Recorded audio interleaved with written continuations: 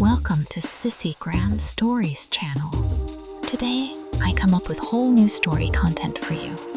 If you like my voice and my voice makes you feel soft and feel relaxed, then hit the like button and don't forget to subscribe our channel for daily lifestyle changing videos. Now let's start the story. Since I was young, I've always followed my mother's advice.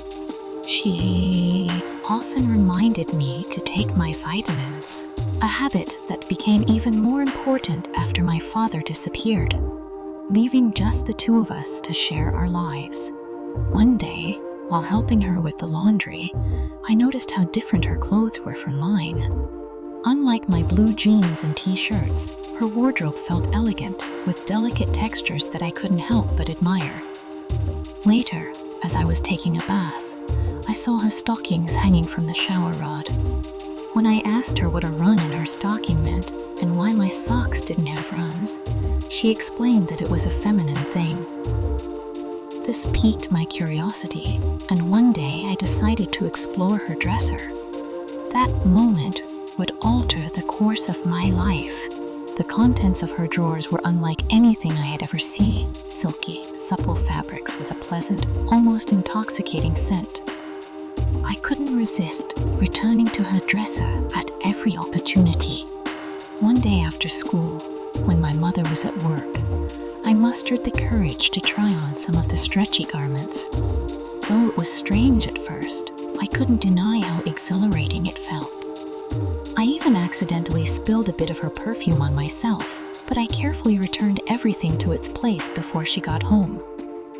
However, one day, my secret exploration was interrupted. My mother walked in while I was in her room, wearing her girdle. The air was thick with the smell of her perfume, and I scrambled to hide, unsuccessfully. Her expression was unreadable, and the silence that followed was agonizing. That night, as we ate macaroni and cheese, we didn't say a word. For a whole year, we lived in silence about what had happened.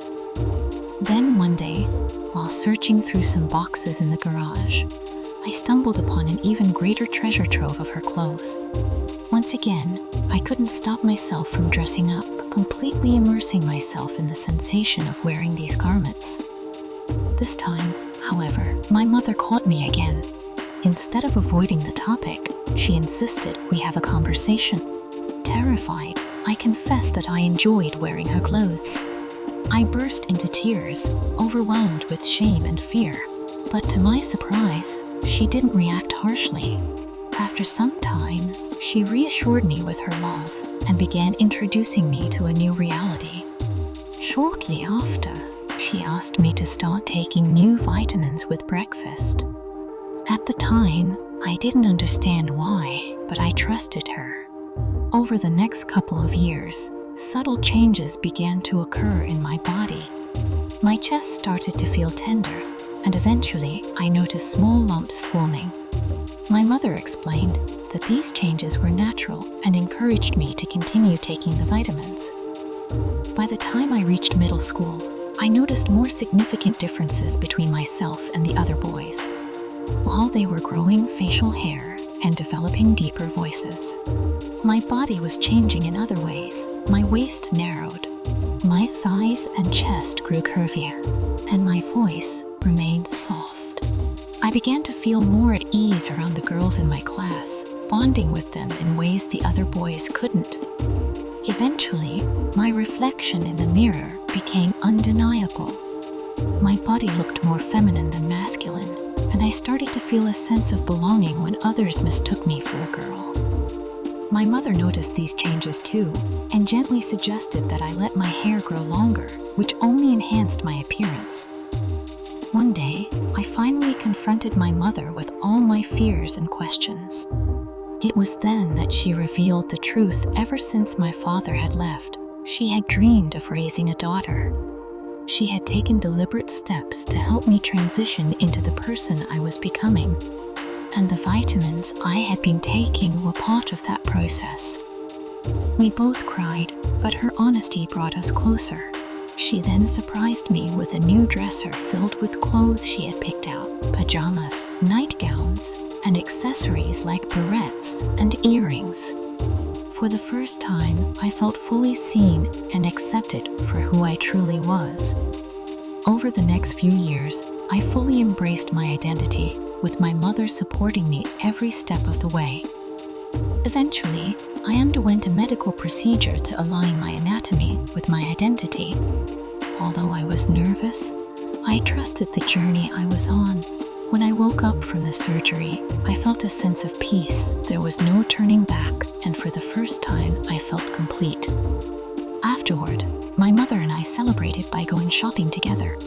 I adored exploring feminine clothing, accessories, and makeup. These activities became sources of joy for me, and I loved the way they allowed me to express myself. Though there were challenges along the way, I wouldn't trade my journey for anything. Even after my mother passed away, I cherished the lessons she taught me about self-love and acceptance.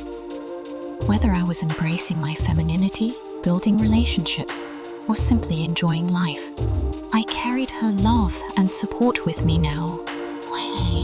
When I look in the mirror, I see a confident, beautiful woman who is proud of the journey she has taken. Although my path was unique, it taught me to appreciate the freedom to be myself and to embrace every part of who I am. Okay, my sweetheart, story ends here. Now I want to know your thoughts in comments section. Also, like and share this video with your social media account. I will come up with new content on this Sissygram Stories channel, so subscribe, and I will talk to you soon. Take care and have a nice day. See you soon, sweetheart.